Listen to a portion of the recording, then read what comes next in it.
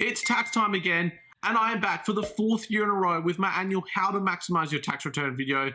Nearly 200,000 you watched the video last year, and as a tax agent that works with close to 1,000 taxpayers every single year, I thought it would be rude of me not to reveal some of the secrets that I use to help my clients maximize their tax returns. So let's jump right into it and let's look at home office expenses. And the reason why this one is so important is because it is on the ATO hit list for 2024, and it is one where you've got multiple methods to pick from, and they can make quite a dramatic difference to your overall tax refund. So we have two different methods to pick from. We have the fixed rate method and we have the actual cost method. I'm also going to be talking about the occupancy expenses, which is a hidden method that not many people are aware of. So let's look at the fixed rate method, and this is probably the most common that I see clients use, and that's because it is the simplest to claim. So we have to work out our total hours, and we claim them by a fixed rate, which is 67 cents per hour, and that gives us our total claim. So if we've done 1,000 hours working from home throughout the year, we claim at the 67 cents and we get a claim for $670. Now, what's key to this method is you understand what it includes and what it doesn't include. So let's have a look at the inclusions in the fixed rate. So the fixed rate includes your home and mobile internet. It includes your mobile phone expenses, includes your electricity and gas for heating, cooling, and lighting, and it includes your stationery and computer consumables.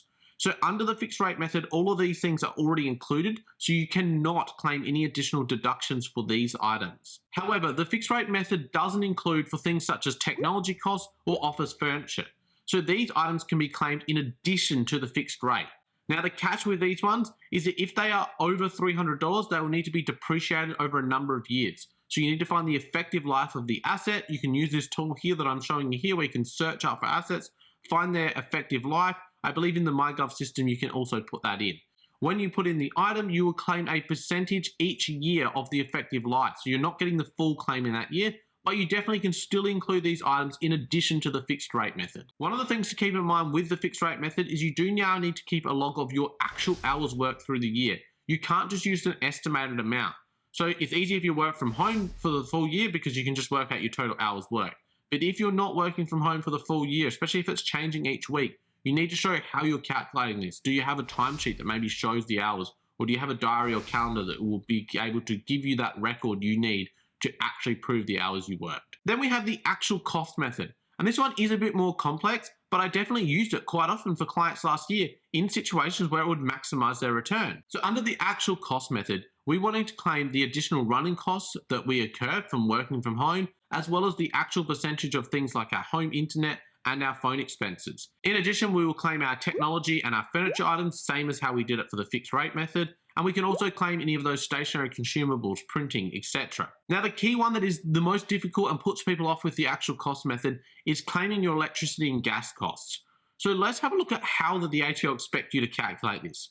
So you need to be working out the cost per unit of the power you use, the average units you use per hour, which is the power consumption on the items themselves. So you can look at a per kilowatt for each electrical appliance or per megajoule for gas heating appliances. And then we need to look at the total hours that we've used for work-related purposes. So it is a bit more of a complex method. You can see there's an example on the ATO website here where you can go through how it actually works. At the end of the day, if you want to use this method, go and do the calculations. It isn't actually that difficult once you've kind of worked out the method, and use it to compare to under the fixed rate method. Now, the other one people aren't quite often aware about, and it is because it is a very specific one, is claiming occupancy expenses. Now, this one is really important that you get the eligibility right. So the eligibility criteria says that it was necessary for you to work from home because your employer doesn't provide you with an alternate place to work from, and the area from your house that you work is exclusively or almost exclusively used for work purposes and isn't readily capable of being used for any other purposes.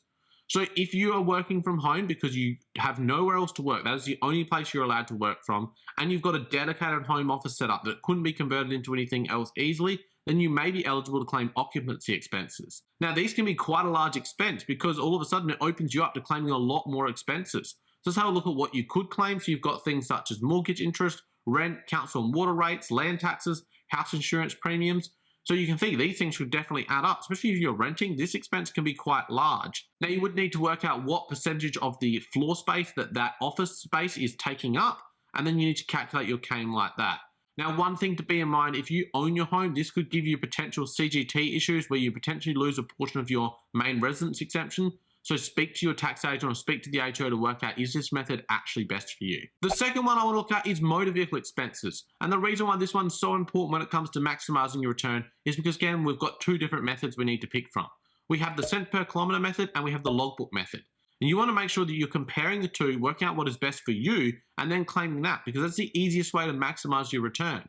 So let's look at the cents per kilometre method first, because this is the most basic, this is the most common. Now this has actually seen an increase for the 2023/2024 year, so the rate is now up to 85 cents per kilometre. So you need to work out how many kilometres you've done, times that by the rate, and that will get you a claim. Now this is capped at a claim of 5,000 kilometres. So if you are claiming the maximum 5,000 kilometres, it gives you a maximum claim of $4,250. Now this claim includes everything for your motor vehicle, so you can't then go and claim fuel or registrations or repairs on top of this because it is all inclusive in this rate. Now you don't require written evidence for this, but if you get an audit done, the HO will ask how did you come up with that number of kilometres. So you can't just go and claim 5,000 kilometres if you haven't actually done 5,000 kilometres. Be very careful and be very careful of people advising you just to claim 5,000 because that is not how this works. The other method you have to pick from is the logbook method. Now this one's a bit more involved, but definitely can maximise your claim in certain situations. So the logbook method requires you to keep a logbook for a 12-week period. Now this can last you for 5 years before you need to redo the logbook. So if you have done a logbook in the past, make sure it is still within the date range. Your logbook will then work out what percentage was being used for work-related purposes, and you will then claim that percentage of all of your car expenses. So if we do a logbook and it comes to 70% for work-related purposes, so we will then claim the 70% on all of our expenses, such as our fuel, our registration, our insurances, our repairs, and even depreciation on your vehicle. So you can see all of these costs could add up quite significantly if you're using your vehicle a lot for work purposes. There's no cap on then a number of kilometers or a number of claims because you're just claiming a percentage of the actual expenses. Now, if you do buy a new vehicle, this can also significantly help you with this logbook method because you're going to be claiming that depreciation, as I just mentioned. A bit more advanced one, go and do a bit of a search on the HO website about how that works. So the issue becomes, if you wanted to compare the two methods, what kind of records would you have need to keep? So obviously under the cents per kilometre, we need to keep a record of how many kilometres we've done. So that's quite simple. So if you're wanting to compare, keep all your kilometres. The next part, if we want to using that logbook method to compare, we will need to do a logbook. So we need to now do a logbook as well. And under the logbook method, you would need to keep all of your expenses throughout the year. So we also want to keep them. So if we keep all of our kilometres, we do a logbook and we keep all of our expenses, this will allow us to compare the two methods. Now you might just do this in the first year to see if there's a significant difference. Maybe you go, yeah, the cents per kilometre works way better for me. I'm not going to worry about doing the logbook stuff in the future. Or if it's close, you might go, I'm going to continue to do both methods each year to continue to compare. Pick the one that maximizes your deduction, therefore maximizing your overall return. The next one is claiming your tax agent fees. You can claim a deduction for any fees you pay to a tax agent in relation to your tax return or tax advice. So if you had to go and pay a tax agent for a tax advice session throughout the year, then that is likely going to be deductible as well. Now this does lead in perfectly to saying, if you need help with your tax return, my business Rooshock Accounting would love to help you. Like I said, we helped nearly 1,000 taxpayers last year. We're hoping to push that over the 1,000 mark this year. We help you with getting your return done. We lodge it for you. And of course, we're helping you to maximize your refund. Now let's get back into the main content of this video and the fourth one, which is finding your expenses. I've talked about and hopefully helped you across this video and other videos on my channel about understanding what you can claim. But the other key is making sure you actually claim it because you're actually aware you spent the money on it. And this all comes down to record keeping. And it's easy for me to say, oh, keep all your receipts, go and put a method in place. Whether you go store them on something like Google Drive, or maybe you use Dropbox, or maybe use the HO app. But that's not really helpful to you if it's now at the end of the year and you go, I haven't actually done that.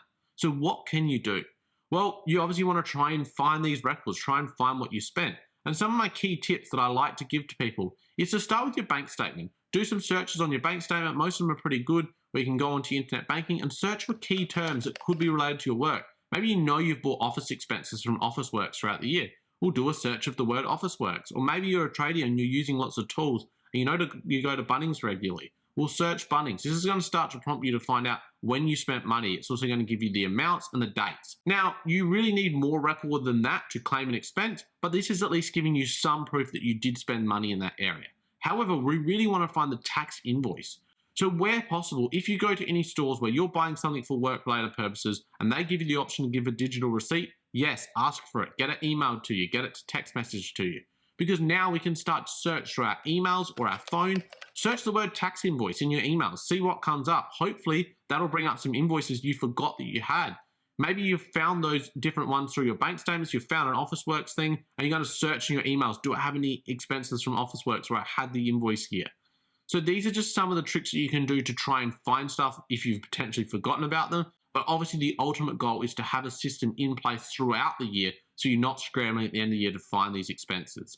At the end of the day, if you don't claim expenses you legitimately had, you're missing out on maximizing your tax return. The next one is nailing your tax return the first time. You want to get it correct first time around because it can be very costly if you get it wrong. So there's multiple reasons why this could cost you money. It could be audit fees, it could be having to pay your tax agent to redo it, or you might even get ATO penalties, which I'm going to talk about soon. The reason why I bring this up is that ATO have put this on their hit list for this year. They are targeting people that lodge early because they know that people that lodge early typically get it wrong. You really need to make sure you're including all of your income in your return first time around. That means if you've got bank interest or you've got dividends or maybe you've sold some crypto, include that in your tax return first time around because otherwise you run the risk of getting your return wrong and getting audited, and then we get into what could be some hefty penalties.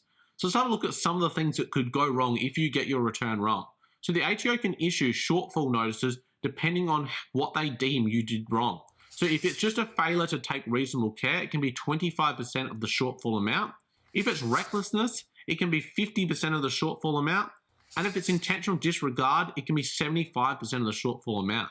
So these are additional penalties you have to pay on top of the shortfall amount. So these definitely can add up quite heftily. Now, even if there is no shortfall amount, if they deem that you have misled them in your, whether it's in your return or whether it's during an objection or an audit period, they can then apply penalty units as well. So if we have a failure to take reasonable care, it can be 20 penalty units.